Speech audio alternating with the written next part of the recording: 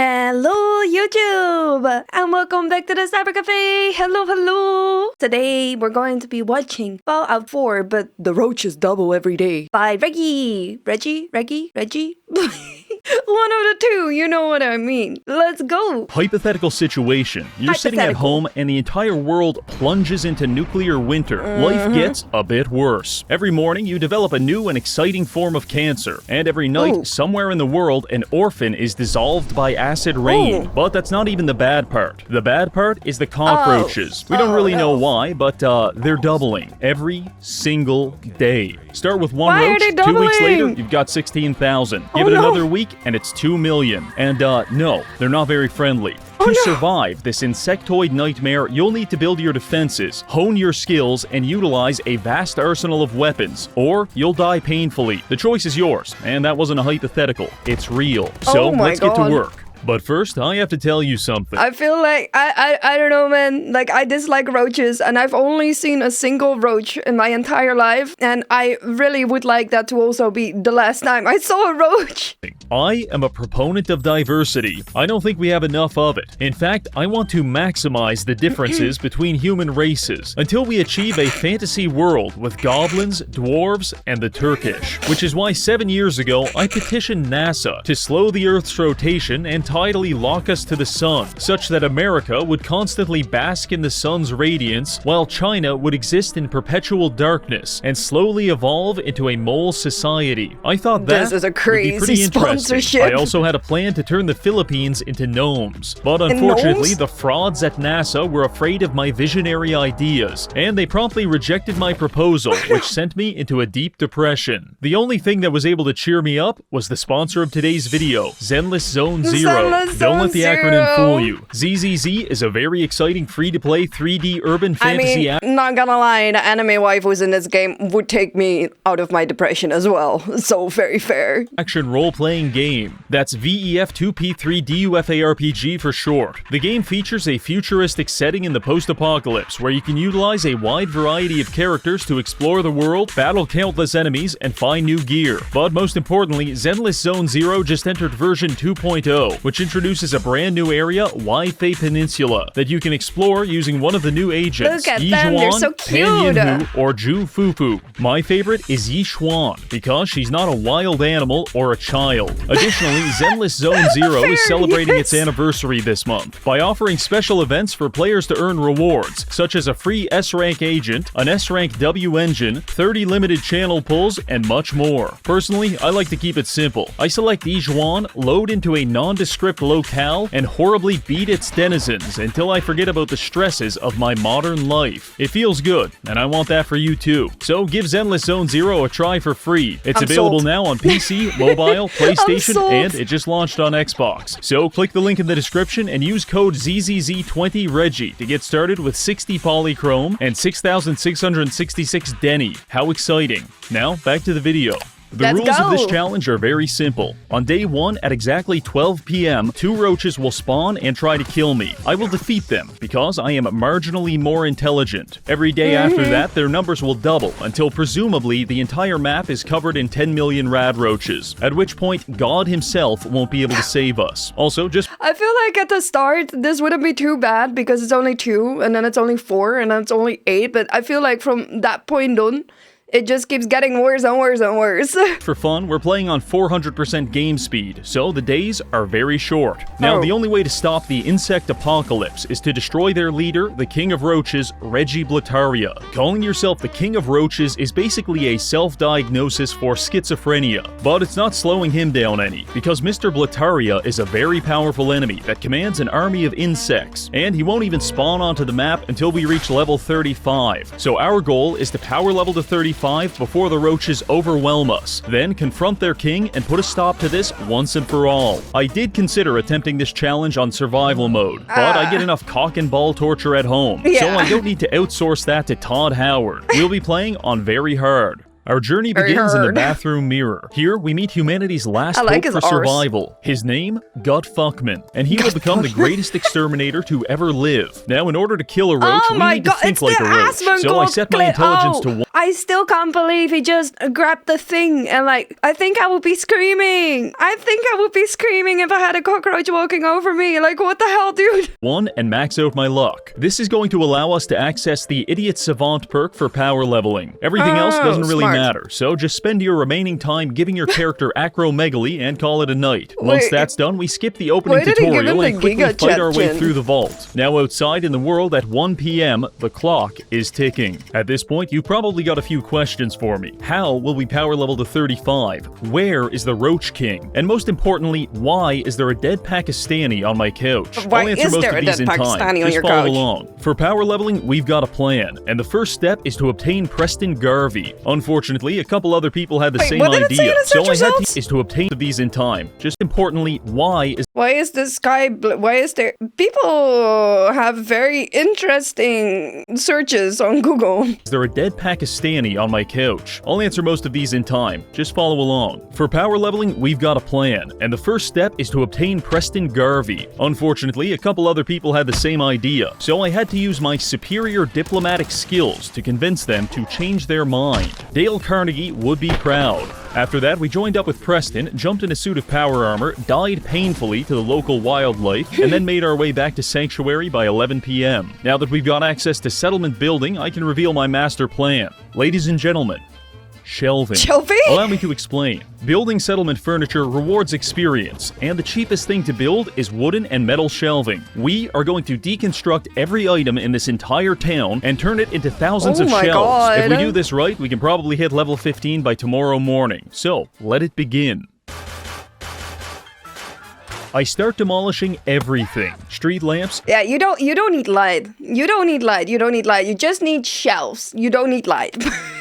Fence posts, entire houses, even that chair you're sitting on. I'm afraid that's actually a shelf in progress. Gonna have to take that. Preston's face contorts in horror as I tear the plumbing out of his walls just to build more shelves, but he's powerless to stop me. I work all night and into the morning until the first spawn of roaches hit. 2 of them attack me, but I'm so hopped up on construction fumes and asbestos that they never stood a chance. By destroying all public infrastructure, not only do I receive the satisfaction of knowing Mama Murphy will die of hypothermia, but I also receive 1,100 steel ingots and 2,600 planks of wood. So now we can begin the method. Enter build mode and find a wall you really like. This part is important because you'll be staring at it for the next 2 hours. Now start building shelves. Each one gives us 2 XP, and since I am a mentally challenged man, we have a high chance of triggering Idiot Savant to triple our XP gains. So Once you're all out of 6. materials, deconstruct the shelves for a 50% refund and start all over. By the time you're done, the sound of your own neurodivergent laughter should be burned into your brain like a cattle prod. And you should also be level 16, which is nearly halfway to our goal of 35. On one hand, I feel like I'd go insane if I was just constructing shelves for 2 hours straight. Then again, I think I have plenty of hobbies where you just do the same thing for 2 hours straight. Bad. I pick up a few perks to increase our damage reduction and help us gather more ammunition. But with no more wood or metal, it's time for us to move on to phase 2. Research and development. In a matter of weeks, we'll be wading through a sea of roaches, and if we want to come out on the other side not looking like hammered dog shit, we're going to need to build a roach-killing exoskeleton. In terms of physical protection, our current power armor exists somewhere between Iron Man cosplay and trench coat full of semen, which is to say I really don't want to wear it, and it's time to make some changes. First stop is the robotics disposal ground. I head there, making sure to kill as many innocent people as I can in the process. Their 7 experience points are an invaluable contribution to humanity's survival, and the world will not soon forget them. Arriving at the humanity's survival, do you at least leave a single woman alive? Because otherwise, how are you going to repopulate? How are you gonna repopulate? Destination, we scavenge a few fusion cores, convince a robot to kill himself, and then come across some T-51 power armor. This is a nice upgrade. After that, I raid the nearby satellite base for supplies. This is where we meet a man named Ak-Ak, who cripples my brain with a minigun. Very cool, Ak-Ak. Thank you. By the time we're done socializing with the locals, we get hit with the next wave of roaches. Only 4 this time, so nothing too serious. Arriving back at the base, we add our T-51 peace pieces onto the power armor. Now we just need some legs, an arm, and a torso to complete the set. Fortunately, along the west edge of the map, there's half a dozen armor spawns, so I set a waypoint in that direction and get to work. Arriving at a Bible camp, I kill all the counselors to stop them from molesting me. The camp leader even dropped this legendary wrist guard that turns me invisible after being hit. Very nice. Oh, and also, I found Professor Goodfeels. In the grimdark future of Fallout 4, even the robots are addicted to fentanyl. Proceeding further south, You're telling me that Goodfeels is addicted to fentanyl? Is that why he feels good? Oh, that is so sad. reach the ration stockpile, where I am warmly received by several Molotov cocktails and an attack dog. After returning the favor, I loot a T-51 leg and a combat shotgun, which I made sure to test out on the next wave of roaches. Tomorrow's spawn will be 16, then 32. So we're running out of time to finish this armor. Moving on, we come across a barn with a T-51 left leg. Now we just need the arm, and I think I know where to find it. The only thing standing in our way is my least favorite enemy in the Fallout franchise. Flying bug. I am a simple man. I see a stingwing or a cazador and I experience suicidal ideation. No exceptions. My first attempt at killing— I really don't like flying enemies, dude. Like, flying enemies suck. Also, I'm pretty sure I would die on this challenge, like, very fast because I have the idea he knows exactly where everything is. And I've never played the game.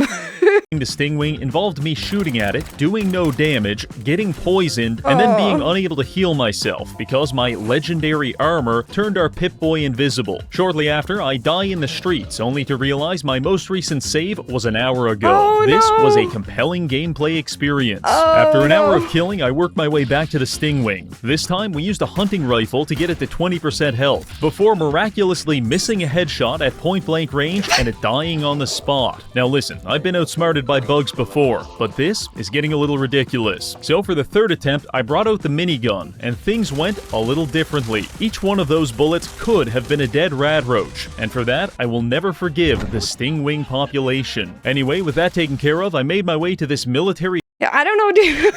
This feels like the average flying enemy experience, which is exactly why I don't like flying enemies. convoy, found the last piece of armor, and fast traveled back to the base to complete our set. It looks positively beautiful, but it's missing one thing, something emblematic of the human race that makes us fundamentally better than the bugs. Oh that no, that's the thing clip is of capitalism. him. That's the clip of the guy eating the wasps.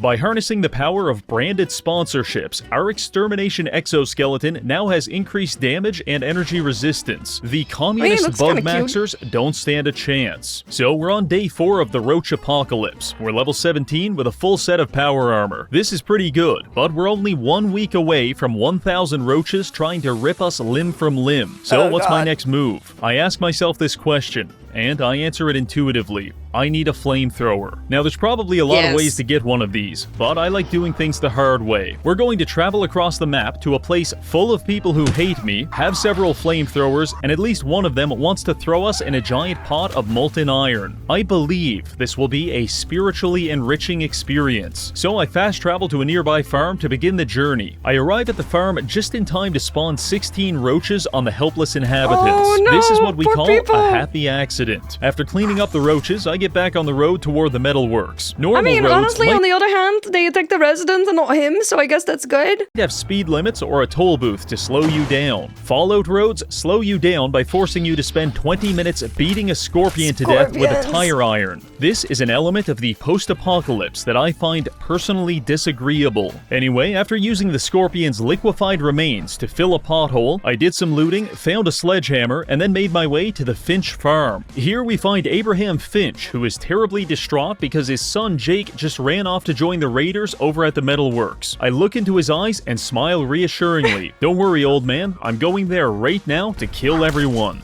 Quest accepted. I arrive at what I believe is the metalworks, but I wasn't 100% sure until I stumbled into a shed full of flamethrowers. Oh yeah, this is exactly where we want to be. All we have to do now is kill everyone inside, take their weapons, and then we'll be prepared for the next week of roaches. From the perspective of an invasion, my assault against the metalworks— Bro, he had shutter and only took like 15% damage? What is that? Are they like, I don't know, mutants or whatever? Was an astonishing failure. either. But as a metaphysical exploration of the very concept of pain, it was a remarkable success. You see, the problem is this little skull right here. This is the equivalent of the skull and crossbones you can find on a bottle of drain cleaner, meaning this is incredibly dangerous, and you'll probably die if you drink it. But that didn't stop me back then, and it won't stop me now. Eventually, after many landmines and countless sledgehammer homicides, we managed to fight our way into the metalworks. Our power armor, for lack of a better term, is absolutely fucked, but I didn't let that hold us back. In fact, I started role-playing as whatever the opposite of an occupational health and safety officer is, because I'm just running around beating people with a hammer. Wow, thank God this guy's wearing a hard hat, otherwise he could have got really hurt. I decided to yes-and my own roleplay by unlocking this robot and programming him to shoot people with railroad spikes. This is the kind of work environment I can endorse. The robots in this game are kind of cute though. Maybe I should play this game. Everyone's dead, I raid the lunchroom and use a collection of coffee pots and dinner forks to repair my armor. Then we head into the last area to confront the final raiders. Arriving there, I find a raid boss named Slag, and also Abraham's son, Jake, who's having second thoughts about joining a gang of criminals that get impaled by railroad spikes for a living. I had this whole plan about how I was going to convince Jake to leave the raiders and return to his father. But before I could do any of that, I accidentally spawned 32 man-eating roaches, and things got a little messy. In fact, I'm pretty sure I beat Jake to death with a sledgehammer. After that, I minigunned Slag's bodyguards and then spent 5 minutes determining how many concussions were required to liquefy this man's brain. The answer was 47. Once Slag was dead, I looted his incendiary sword, grabbed some flamethrowers,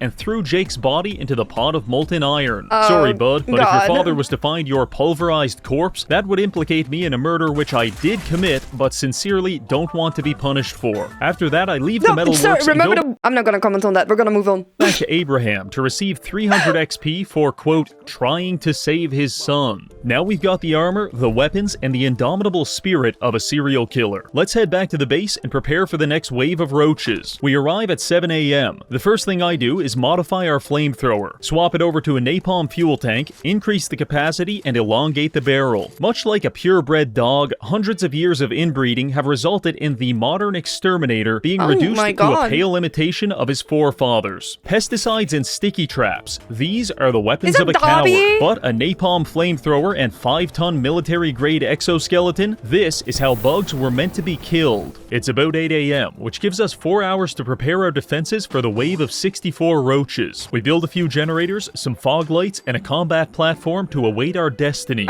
Our destiny spawns gracefully on the bridge in front of us, and I waste no time incinerating it, stripping the flesh from its corpse, and then cooking it into a delicious meal. I felt like that was kind of overkill for 64 roaches. Things are going to get pretty serious from this point, and we're still 15 levels away from being able to kill the Roach King. So how are we going to close that gap? Well, there's two options. Option A, when we were at the metalworks, I picked up the schematics to build copper statues. These give a ton of experience and can easily power level us if we're willing to use an item duplication glitch to generate infinite copper. I tested this out on another save, and I can assure you, it works very well. However, I personally believe glitching and exploiting to be a shameful tactic devised by the British to undermine our moral integrity. So instead, we'll be doing option B, which is waiting. In a few days, thousands of roaches will try to eat us, but if we're strong enough, we'll eat them first, and we'll be rewarded with thousands of experience points. So we're going to fortify our defenses to stab, crush,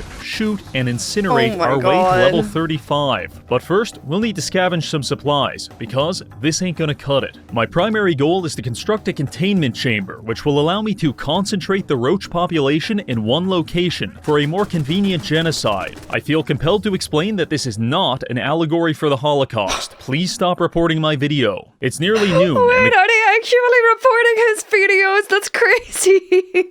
Oh my god. Dude, that's like, I feel like if that's where your brain goes when you see shit in a video like this, there is something wrong with you and not with the person creating the video. That's crazy. Construction isn't complete, but luckily I don't think we'll need it yet. You see, when leveling up, I grab this perk right here. Pain Train is a power armor-based ability that allows you to turn your body itself into a weapon of destruction. By sprinting into our enemies, we can damage them. Against a full-grown man, this is rather inconvenient, but against a roach, I suspect it will be lethal? Now it's time to find out. And remember, this upcoming insect genocide is sponsored by Sugar Bomb's breakfast cereal. When you feel that crunch, you know it's gotta be Sugar Bombs. 12 p.m. sharp. 128 roaches spawn on the bridge in front of us, and we run straight through them like an NFL linebacker blitzing a group of preschoolers. This pushed us to level 21. I don't know, it's so funny how they just spawn out of thin air.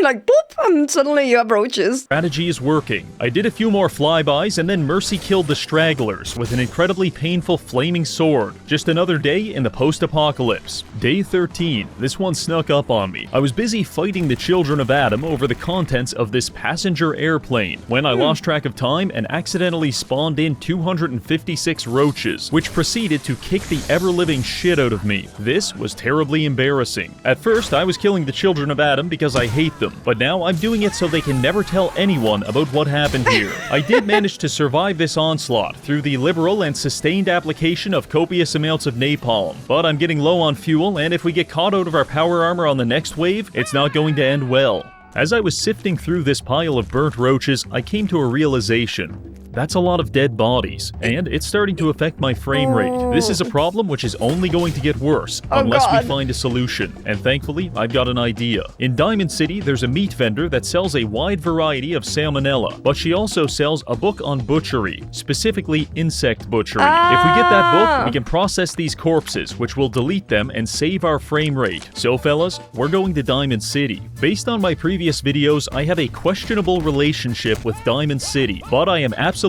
positive that nothing will go wrong this time. So I began my journey there, and like all journeys in the post-apocalypse, it involved me using a flamethrower to kill a mosquito, using a cancer gun to fend off the homeless, and getting chased through the streets by a suicide bomber. But by 5 a.m., I had successfully made it to the front gate, where I found Piper trying to enter. You want into Diamond City, right? Yes, I am a normal and well-adjusted man with a car chassis welded to my torso. What's that? You said you're a trader up from Quincy? No, yes. I said I'm a psychopath who wants to wear your skin.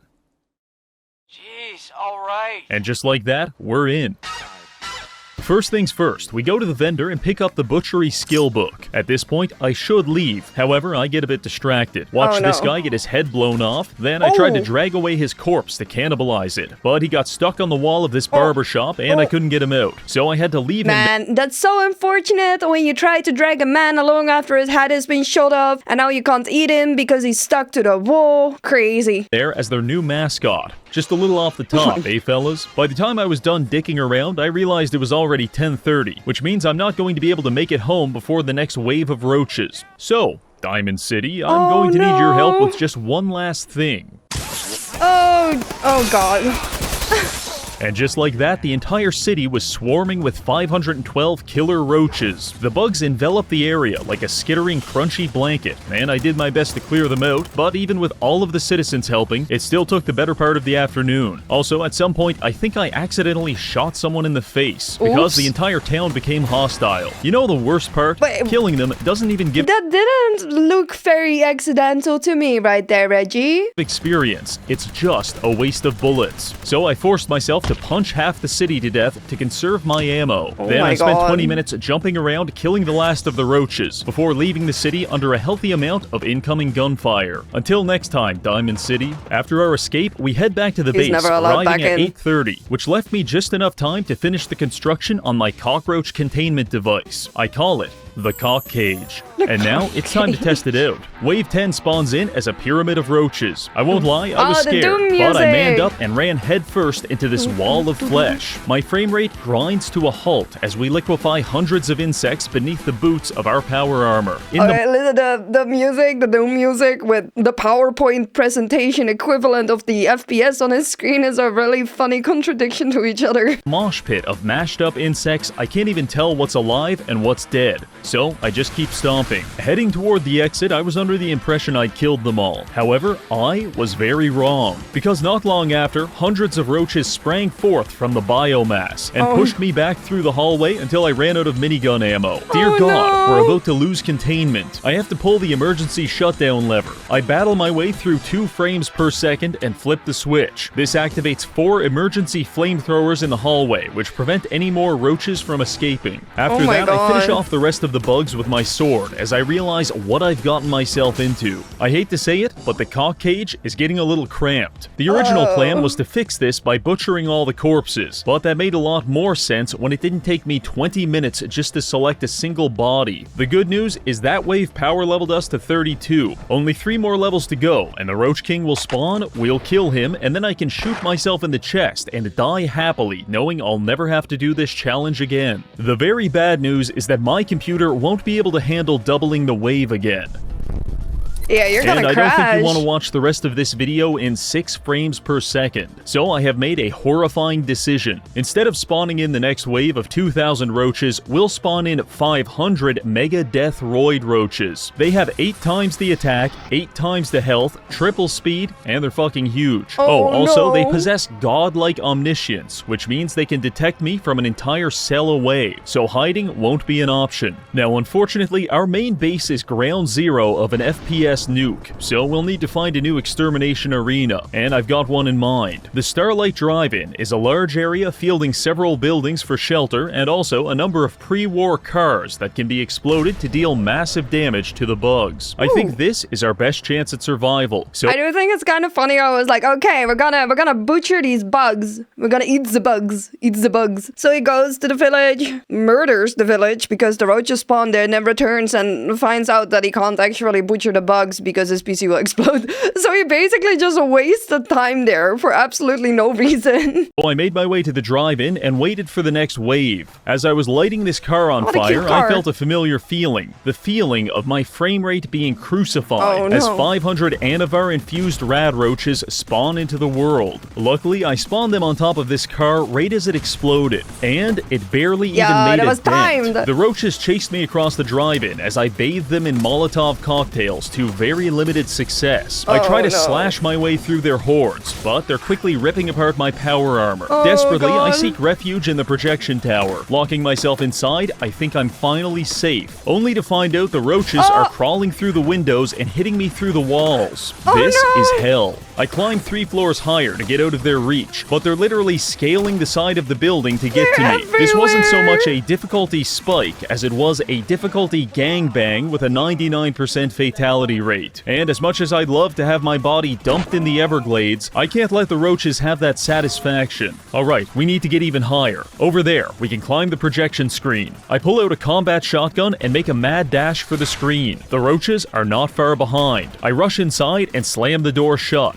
Thank God, we're finally safe. Looking down at the roaches, I think I'll have a nice relaxing afternoon. I mean, honestly, at least they're not flying roaches. You know, that would have been kind of bad. Then you can't even go, like, higher up because they would just fly up. That would be bad. With a hunting rifle, when suddenly we're knocked off the screen by a climbing roach. And just like that, the horde is upon us. We're encased in killer bugs, and it is immensely painful. If you've ever been curious what it would feel like to be ripped apart by 1,000 grappling hooks, then you should probably talk to a psychiatrist. But I imagine it feels something like this. The only thing keeping us alive at this point is my supernatural ability to consume my entire body weight in grilled rad roach every second. It's time to resort to plan B. You see, I spent 2 hours this morning placing landmines in a nearby field, and like it or not, running through an unmarked minefield currently represents our best chance at survival. So I forced my way through the dog pile and led the bugs into our trap. The roaches stormed the field and were lit up by about 3 dozen anti-personnel mines. This managed to thin their numbers down to about 100 at the cost of accidentally breaking both of our legs. After this mildly traumatic event, I briefly sought refuge inside a boxcar, and I also tried a watchtower. Both of them, terrible choices. It wasn't until we made it to this storage shed that we finally had some semblance of safety. In case you're wondering, I feel like deciding to replace the normal roaches for these was like the worst idea ever.